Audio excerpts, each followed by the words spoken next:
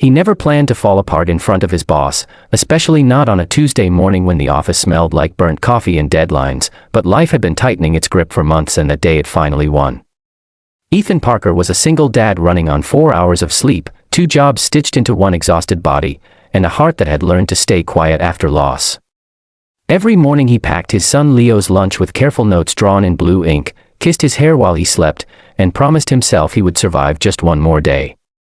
And every morning, his boss, Miranda Hale, seemed determined to make that promise harder. She was brilliant, relentless, and terrifyingly precise, the kind of woman whose heels clicked like a countdown clock and whose eyes missed nothing. She pushed Ethan harder than anyone else, questioned his reports in meetings, returned drafts with red lines like wounds, and demanded perfection from a man already stretched thin. To the office, Miranda was cold, ambitious, untouchable. To Ethan, she was the storm he walked into every day, the reason his jaw ached from holding back words, the voice in his head that said he wasn't enough. What no one saw was the way he slipped out early twice a week to pick up Leo from daycare, or how he answered emails at midnight after helping with homework, or how his hand shook when the school called to say his son was sick and he had a presentation in an hour. That morning, when Miranda summoned him into her glass-walled office and closed the door, something in him cracked. She criticized a proposal he'd rewritten 3 times, said it lacked focus, said he needed to commit fully or reconsider his priorities. The words hit him wrong, sharp and unfair, and before he could stop himself, he said, quietly but firmly, "I am committed. You just don't see it." The room went still. Miranda stared at him, surprised, maybe even hurt, and asked him to explain. He didn't mean to, but the truth poured out, the late nights, the daycare calls, the fear of losing his job and failing his son, the exhaustion of being everything to a small boy who had already lost his mother. His voice broke. He looked away, ashamed.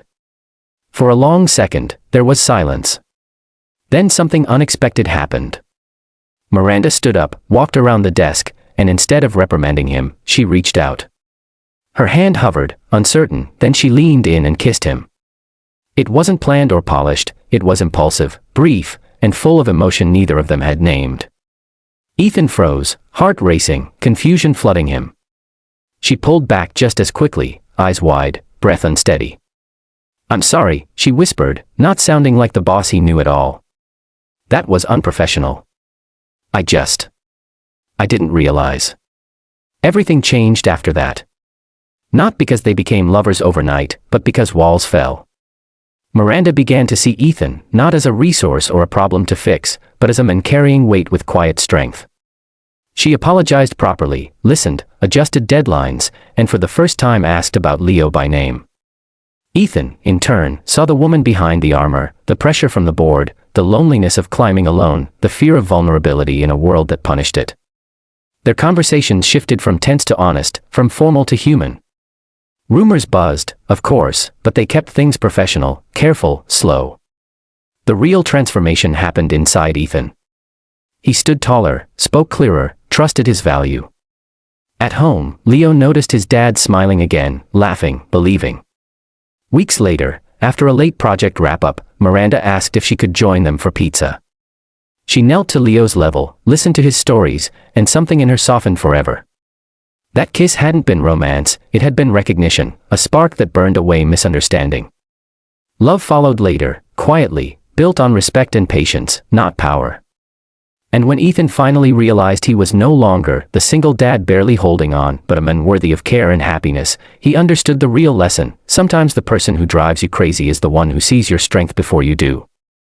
If this story moved you, if you believe in second chances, hidden kindness, and unexpected love, don't forget to subscribe to the channel and become part of this journey, because more powerful stories are coming, and you won't want to miss what.